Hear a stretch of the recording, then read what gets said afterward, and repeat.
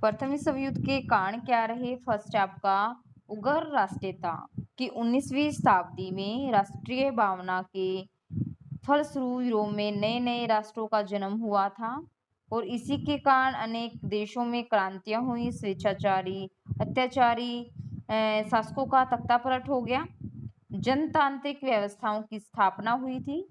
फ्रांसीसी क्रांति जो 1789 ईस्वी में हुई थी, इसी विचारधारा की उपज थी जिसने स्वयं राष्ट्रीयता को अभूतपूर्व तरीके से सशक्त किया।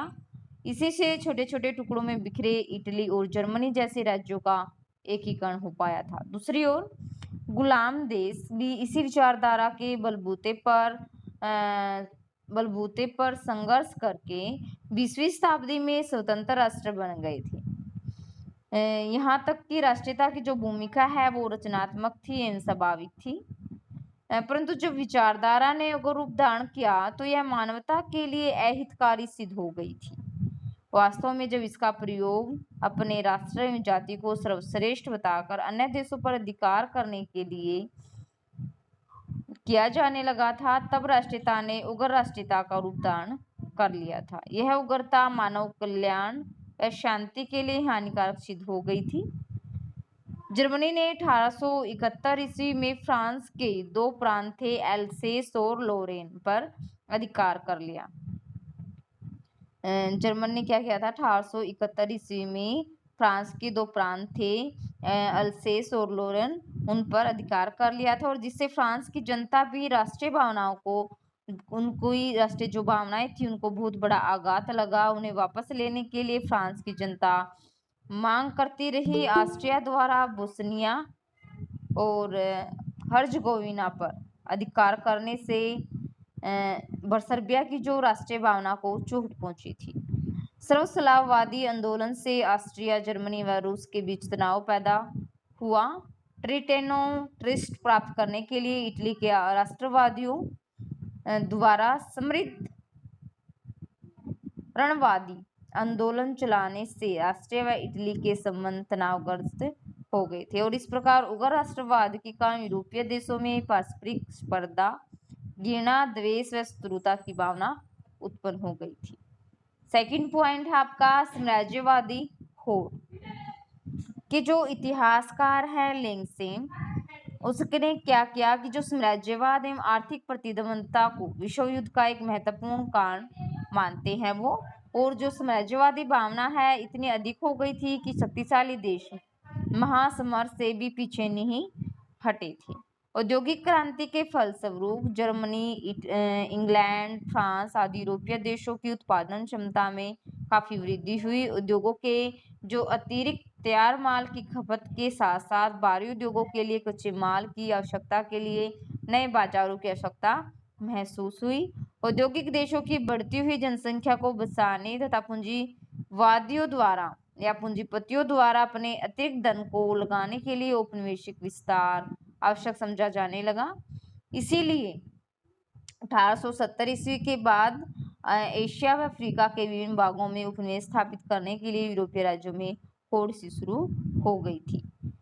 इसी में है आपका कि 19वीं शताब्दी के अंत तक एशिया और अफ्रीका के जो ज्यादातर देश हैं वो क्या करने लगे, यूरोप के विकसित राष्ट्रों ने अपना अधिकार जमा लिया था अधिकांश क्षेत्रों पर अफ्रीका के और एशिया के, और उपनिवेश प्राप्ति की इसी प्रतिस्पर्धा में फ्रांस और ब्रिटेन सबसे आगे थे, जबकि जर्मनी इस दौड़ में काफी पीछे रह गई थी।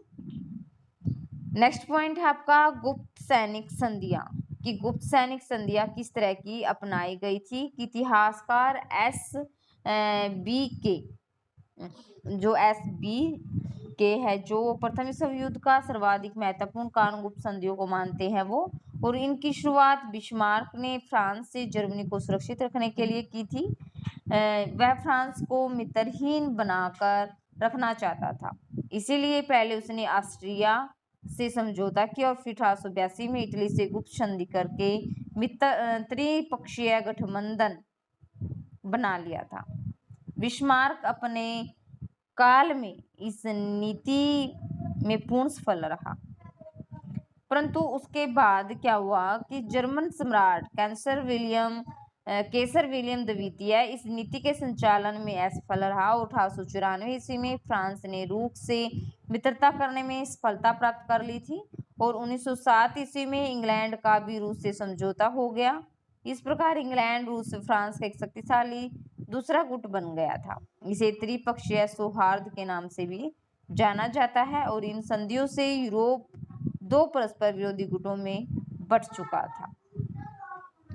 इसके बाद क्या है कि जो इंग्लैंड व फ्रांस की मित्रता को तोड़ने के लिए जर्मनी ने रूस के साथ गुप्त समझौता किया और ट्रिपल अलायंस को कमजोर बनाने के लिए फ्रांस ने इटली से गुप्त समझौता किया और 1908 ईस्वी में बोस्निया संकट के समय जर्मनी ने रूस के विरुद्ध ऑस्ट्रिया का समर्थन किया था। रूस को झुकना भी पड़ा। जो आपका रूस है उसको झुकना भी पड़ा और इसी तरह 1911 ईस्वी में अगादिर में जर्मनी द्वारा फ्रांस को चुनौती दिए जाने पर इंग्लैंड ने फ्रांस का पूर्ण समर्थन किया था और जर्मनी को समझौता करना पड़ा था। नेक्स्ट आपका सैन्यवाद का प्रसार कि यूरोपीय देशों में सैन्यवाद का प्रसार उग्र राष्ट्रवादी भावना तथा आर्थिक प्रतिस्पर्धा के कारण हुआ था। सैन्यवाद के अंतर्गत सैनिक सफलता के द्वारा राष्ट्रीय गौरव को बढ़ाने की आशंका जागृत होती है। वास्तव में इन आकांक्षाओं के कारण 19वीं शताब्दी के उत्तरार्ध में यूरोपीय देश आधुनिकतम अस्त्र शस्त्र बनाने की होड़ में लग गए थे और जैसे जैसे यह होड़ बढ़ती गई वैसे वैसे संदेह, भय और घृणा का वातावरण बनता गया था। नेक्स्ट आपका कि जो शस्त्रीकरण है, जो उसकी प्रतिस्पर्धा थी वो बिस्मार्क द्वारा फ्रांस पर किए गए आक्रमण से ही शुरू हो गई थी, लेकिन 20वीं शताब्दी में युद्ध से पूर्व यह अपने शिखर तक पहुंच गई थी। बिस्मार्क ने फ्रांस से बदले की कार्रवाई के वैसे सैन्य वृद्धि पर बल दिया तो फ्रांस ने जर्मनी को देखकर अपनी सैनिक शक्ति और बढ़ाई।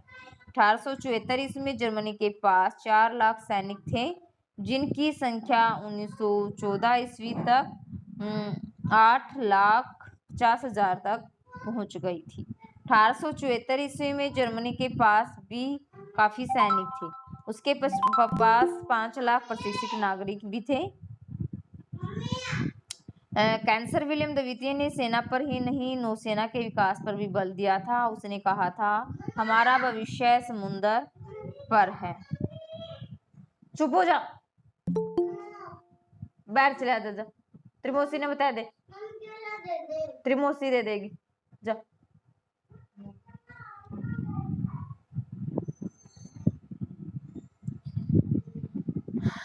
नेक्स्ट पॉइंट है हमारा शक्तिशाली राष्ट्रों के आपसी हितों का टकराव कि प्रथम विश्व युद्ध मुख्यतः जर्मनी है, ऑस्ट्रिया, हंगरी, रूस, ब्रिटेन तथा फ्रांस इत्यादि शक्तिशाली देशों के औपनिवेशिक स्वार्थों के टकराव का परिणाम था ये, और ये राष्ट्र अपने हित पूर्ति के लिए आपस में उलझ गए थे। कोई भी देश अपने हितों को छोड़ने को तैयार नहीं था। 20वीं शताब्दी के प्रारंभ से ही कुछ ऐसी घटनाएं घटित हुई, इन देशों में तनाव बढ़ता ही चला गया था। इनमें से कोई भी घटना विश्व युद्ध का रूप धारण करने के लिए पर्याप्त थी। फर्स्ट था मोरक्को संकट कि अफ्रीका के जो देश थे मोरक्को में फ्रांस अपने विशेष औपनिवेशिक हित रखता था अफ्रीका के देश मोरक्को में, और उसने 1905 ईस्वी में मोरक्को में एक सुधार योजना लागू करने का भी निर्णय किया। जर्मनी ने इसका विरोध करके फ्रांस को चुनौती दी और संभवतः वह यह जताना चाहता था कि संसार की किसी भी समस्या का निर्णय जर्मनी की स्वीकृति के बिना नहीं किया जा सकता, और जर्मनी के इस आकस्मिक हस्तक्षेप से जो राजनीतिक संकट पैदा हुआ उससे फ्रांस और जर्मनी के बीच जो कटुता थी वो बढ़ती चली गई और इस पर एक अंतर्राष्ट्रीय सम्मेलन बुलाया गया, परंतु दोनों देशों के संबंधों में कोई सुधार नहीं हुआ। सेकंड है आपका अगादिर संकट 1911 ईस्वी कि यह मोरक्को समस्या का ही अलग कदम था। मोरक्को के लोग अपने देश में फ्रांसीसियों का विरोध कर रहे थे। इसका बहाना बनाकर कि फ्रांस ने मोरक्को के शहर फेज में एक सेना भेजी और जर्मनी ने इसका विरोध भी किया। बाद में अगादिर बंदरगाह में जर्मन नागरिकों की रक्षा के बहाने पैंथर नामक युद्धपोत भेज दिया था और साथ ही जर्मनी ने फ्रांस से संपूर्ण फ्रेंच कॉन्गो क्षेत्र की मांग की थी। इसी घटना से इंग्लैंड भी चिंतित हो गया, क्योंकि पश्चिमी मोरक्को में जर्मनी का नौसैनिक अड्डा बनने से ब्रिटेन के हितों को खतरा हो सकता था और अंततः एक समझौते के माध्यम से उस समय युद्ध तो टल गया, परंतु आपसी कटुता तीव्रता से शिखर की ओर बढ़ती चली गई थी। नेक्स्ट आपका बाल्कन युद्ध 1912 ईस्वी से 1913 ईस्वी की बाल्कन क्षेत्र यूरोप में वियना कांग्रेस के समय से ही अशांति का अखाड़ा रहा। यह क्षेत्र यूरोप की राजनीति को किसी न किसी रूप में प्रभावित करता रहा। सर्बिया और बुल्गारिया के बीच आपसी जो समझौता हो जाने के बाद जो अगस्त 1912 इसमें बुल्गारिया है, सर्बिया है, यूनान है, मॉन्टेनिग्रो का जो बाल्कन संघ बन गया था और बाल्कन संघ के राज्यों और तुर्कों के बीच 1912 ईस्वी में और 1913 ईस्वी में 2 युद्ध हुए थे और इन युद्धों का जो पहला परिणाम तो यह था कि यूरोप में तुर्की का जो साम्राज्य है वो लगभग समाप्त हो गया था, लेकिन अगर लिखित अन्य परिणाम भी प्रथम विश्व युद्ध की परिस्थितियों के उत्तरदायी अवश्य थे। ठीक है, जिसमें है आपका दूसरे युद्ध से बुल्गारिया को अत्यधिक असंतोष हुआ। बृहत बुल्गारिया का उसका सपना चकनाचूर हो गया था। सेकंड है इसमें कि युद्धों में सर्बिया को काफी लाभ मिला और जिससे उसकी शक्ति में वृद्धि हुई। थर्ड है इसी में कि इतिहासकार एस.बी. फे के मत अनुसार इन युद्धों से यूरोपीय राज्यों में सशस्त्रीकरण की होड़ सी लग गई थी और साथ ही त्रिपक्षीय गठबंधन और त्रिपक्षीय सौहार्द अत्यधिक शक्तिशाली और संगठित हो गए थे। नेक्स्ट आपका अंतर्राष्ट्रीय संगठन का अभाव कि यूरोप में इस समस्या तक कोई ऐसी अंतर्राष्ट्रीय संस्था नहीं थी जो यूरोपीय राजनीति पर लगाम कस सके और विभिन्न राष्ट्रों के झगड़ों का निपटारा बातचीत के द्वारा हल कर सके। यद्यपि अंतर्राष्ट्रीय कानून एवं नैतिकता की संहिता तो कुछ बन चुकी थी, किंतु इन्हें कार्यान्वित करने वाली शक्ति का अभाव था। 1894 ईस्वी और 1907 की ईस्वी के हेग सम्मेलनों में अनेक प्रस्ताव पारित हुए, लेकिन ये कभी भी लागू नहीं हो सके क्योंकि विभिन्न देशों ने अपनी सुविधाओं के अनुसार इनका उपयोग किया। गुप्त संधि प्रणाली के कारण भी उस राज्य की जनता या प्रतिनिधि सभा इस बात से अनभिज्ञ रहती थी कि उसके जो मंत्री या राजदूतों ने किस देश के साथ किस प्रकार का समझौता किया है। जैसे कि इटली है त्रिगुट का सदस्य था, लेकिन इसके मंत्रियों ने 1902 ईस्वी में जर्मनी के शत्रु फ्रांस से समझौता किया और इसी तरह 1909 ईस्वी में गुप्त रूप से रूस के साथ भी समझौता किया था। ऐसी गुप्त संधियों को रोकने वाली कोई अंतर्राष्ट्रीय संस्था नहीं थी जो बढ़ते तनाव को कम कर सके। नेक्स्ट है आपका केसर विलियम द्वितीय की महत्वाकांक्षा कि विश्व प्रभुत्व या सर्वनाश में विश्वास रखने वाले जो जर्मनी के सम्राट केसर विलियम द्वितीय का चरित्र भी युद्ध का एक कारण था। वह अत्यधिक क्रोधी या महत्वाकांक्षी भी था। उसने अत्यधिक सैनिक शक्ति का विकास किया। वह अंतरराष्ट्रीय मामलों में किसी से कोई समझौता करने को तैयार नहीं था। उसने इंग्लैंड की मित्रता का प्रस्ताव भी ठुकरा दिया था और बेटे उसने कई बार कहा था कि हमारा जो भविष्य है वो समुद्र पर निर्भर है। मैं उस समय तक चैन नहीं लूंगा जब तक मेरी जल सेना या थल सेना के समान शक्तिशाली नहीं हो जाती और ब्रिटेन की तटस्थता को वह उसकी कायरता समझता था और इस प्रकार केसर विलियम द्वितीय के उग्र व साम्राज्यवादी स्वभाव ने यूरोप की युद्ध में कगार तक पहुंचाने में सहयोग दिया था। नेक्स्ट है इसी में हमारा प्रेस की भूमिका 8 पॉइंट जो आपका है कि जनमत को प्रभावित करने में समाचार पत्रों का प्रमुख स्थान रहा। उग्र राष्ट्रीयता है, गुप्त संधियां हैं, अस्त्र शस्त्रों में वृद्धि है तथा अंतरराष्ट्रीय मनोमालिन्य के उस दौर में समाचार पत्रों में बहुत सी घटनाओं को इस प्रकार प्रस्तुत किया गया कि लोगों में उत्तेजना बढ़ी और शांतिपूर्ण ढंग से समस्या सुलझाना कठिन हो गया। इंग्लैंड के समाचार पत्रों में जर्मनी के सम्राट के सर विलियम द्वितीय की नीति की जो आलोचना हुई थी, तो जर्मनी की जनता को यह बुरा लगा और वह इंग्लैंड को अपना शत्रु समझने लगी थी। दूसरी ओर जर्मनी के समाचार पत्रों ने भी इंग्लैंड की जनता को क्रोधित कर दिया था। ऑस्ट्रिया व जर्मनी में रूस के विरुद्ध शत्रुता की जो भावना थी वो बढ़ने का कारण रूस के समाचार पत्रों में लिखे गए उत्तेजक लेख थे।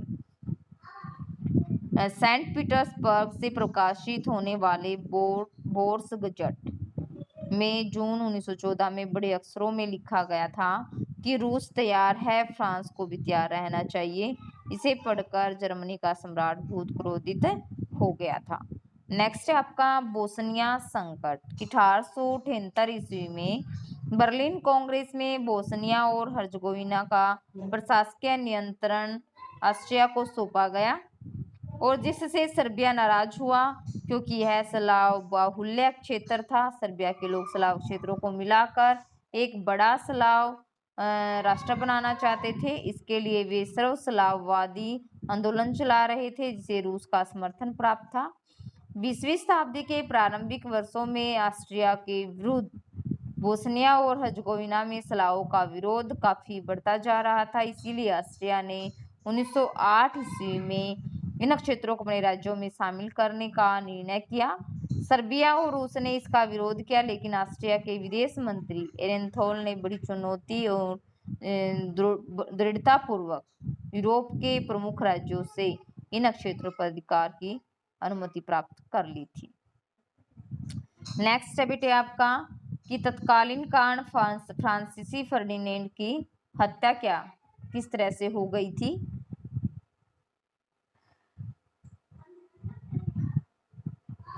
कि 28 जून 1914 ईस्वी को ऑस्ट्रिया के राजकुमार ओर्डेक फ्रांसीसी फर्डिनेंड की बोस्निया के नगर सेराजोवा में हत्या कर दी गई और यही हत्याकांड वह चिंगारी बन गई जिसके कारण युद्ध भड़क उठा था। इस हत्याकांड से ऑस्ट्रिया में क्रोध की लहर दौड़ गई। ऑस्ट्रिया के विदेश मंत्री बर्चटोल ने सर्बिया को इसके लिए उत्तरदायी ठहराया था और 23 जुलाई 1914 को एक अल्टीमेटम के साथ युद्ध की चुनौती दे डाली और अल्टीमेटम का उत्तर देने के लिए मात्र 48 घंटे का समय दिया गया और अल्टीमेटम की शर्तें बहुत कठोर थी। फिर भी सर्बिया ने इस शर्त को छोड़कर इन्हें स्वीकार कर लिया और शर्तें स्वीकार न करने का बहाना बनाकर 28 जुलाई 1914 ईस्वी को ऑस्ट्रिया ने सर्बिया के विरुद्ध युद्ध की घोषणा कर दी और धमकी भरा अल्टीमेटम मिलने पर जर्मनी और ऑस्ट्रिया के राजदूतों को रूस ने स्पष्ट कर दिया था कि वह युद्ध में सर्बिया का साथ देगा और साथ ही फ्रांस ने रूस को समर्थन का आश्वासन भी दे दिया था। नेक्स्ट आपका युद्ध रोकने के निरर्थक प्रयास। कि युद्ध को रोकने का सर्वाधिक प्रयास ब्रिटेन के विदेश मंत्री एडवर्ड ग्रे ने किया था क्योंकि यूरोप की जो शांति है वो भंग होने से ब्रिटेन को सर्वाधिक नुकसान हो रहा था। ग्रे के रूस और ऑस्ट्रिया के बीच सीधी वार्ता के प्रस्ताव को फ्रांस ने स्वीकार नहीं किया और फिर उसने प्रस्ताव रखा कि फ्रांस है ब्रिटेन या जर्मनी तथा इटली के राजदूत लंदन में सम्मेलन करके युद्ध रोकने पर विचार करेंगे। इससे जर्मनी ने स्वीकार नहीं किया। अंततः 27 जुलाई को फिर एक बार ग्रे ने जर्मनी से अपने प्रस्ताव से युद्ध रुकवाने का अनुरोध किया और लेकिन तब तक ऑस्ट्रिया और सर्बिया एक दूसरे के विरुद्ध युद्ध की घोषणा कर चुके थे तथा युद्ध रोकने के सारे प्रयास निरर्थक रहे थे। ये थे आपके कारण बेटे। कल करेंगे हम युद्ध की घटनाएं, ठीक है। हाँ बेटे, सेकंड लिंक मैं भेज रही हूँ सेकंड क्लास के लिए।